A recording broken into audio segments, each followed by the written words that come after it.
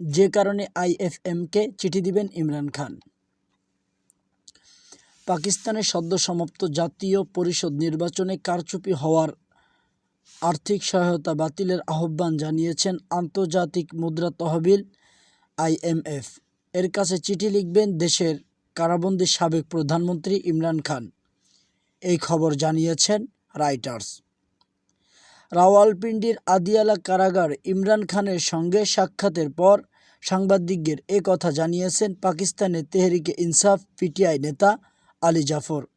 এ সময় তিনি বলেন, বৃহস্পতিবার IFMকে চিঠি দিবেন ইমরান খান।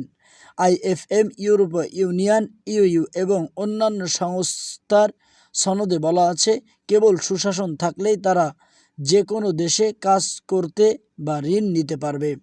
জাফর বলেন, আন্তর্জাতিক সংস্থাগুলোর সনদ সবচেয়ে গুরুত্বপূর্ণ ধরা হলো একটি দেশের গণতান্ত্রিক করতে হবে।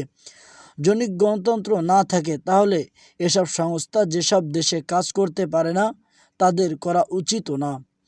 গণতন্ত্রের মূল স্থল হলো একটি অবাধ ও সুষ্ঠু নির্বাচন। গোটা বিশ্ব দেখেছে কিভাবে জাতির ম্যান্ডেট চুরি করা হয়েছে।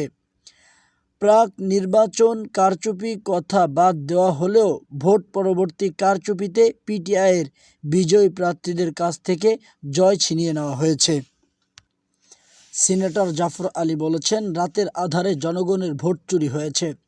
তিনি বলেন, নির্বাচনের ফলাফল যাচাই বাছাই না করে বেল আউট প্যাকেজ চেয়ে IFMের কাছে চাওয়াটা দেশের জন্য ক্ষতিকর হবে।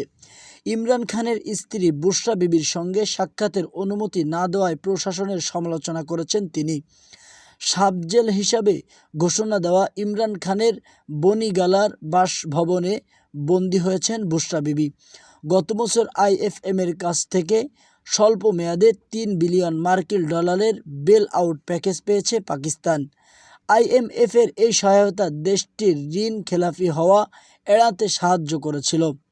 আগামী মাসের এই প্যাকেজের আওতায় সহায়তা শেষ হয়ে যাওয়ার কথা রয়েছে। এখন নতুন করে আরও বড় অঙ্কের বেল আউট প্যাকেজের জন্য IFMের দ্বারস্থ হবে দেশটির ভবিষ্যৎ সরকার। এইদিকে 2 সপ্তাহের দর কষাকষির পর পাকিস্তানে কেন্দ্রীয় সরকার গঠনের ঐক্যমতে পৌঁছেছেন পাকিস্তানের সাবেক প্রধানমন্ত্রী নওয়াজ শরীফের পাকিস্তান মুসলিম লীগ নওয়াজ PMLN। বিলাওয়াল ভুট্টো জারদারির পাকিস্তান পিপলস পার্টি PPP সমঝোতা অনুযায়ী পাকিস্তানের প্রধানমন্ত্রী পদে নওয়াজ শরীফের ভাই শাহবাজ শরীফ এবং প্রেসিডেন্ট পদে আসিফ আলী জারদারি প্রতিবন্ধতা করেন। মঙ্গলবার PMLN এবং PP-এর সমন্বয় কমিটি দীর্ঘ আলোচনার পর সরকার গঠনের যুক্তি চূড়ান্ত করেন। পাকিস্তানে গত 8 ফেব্রুয়ারি নির্বাচনে কোনো দলই সরকার গঠনের জন্য প্রয়োজনীয় সংখ্যক আসন পায়নি, যে কারণে দেশটিতে ঝুলন্ত সংসদ ঘিরে চরম অনিশ্চয়তা ধারণ করছে। সরকার গঠনের জন্য দেশটির প্রধান 3 রাজনৈতিক দল মিত্রদের সাথে জোট করার বিষয়ে জোরালো প্রচেষ্টা করেন। এর মাঝে মঙ্গলবার পুরোই 2 জঙ্গি জোট PML এবং PP-এর নতুন করে সরকার গঠনের সিদ্ধান্ত পৌঁছে।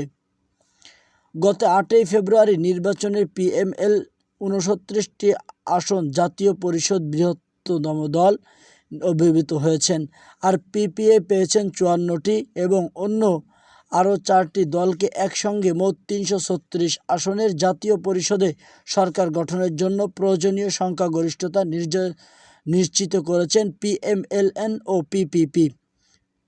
যদিও নির্বাচনের সর্বোচ্চ 92টি আসনে জয় পেয়েছেন দেশটির সাবেক প্রধানমন্ত্রী ইমরান খান নেতৃত্বাধীন রাজনৈতিক দল পাকিস্তানের তেহরিক ইনসাফ PTI সমর্থিত স্বতন্ত্র প্রার্থীরা।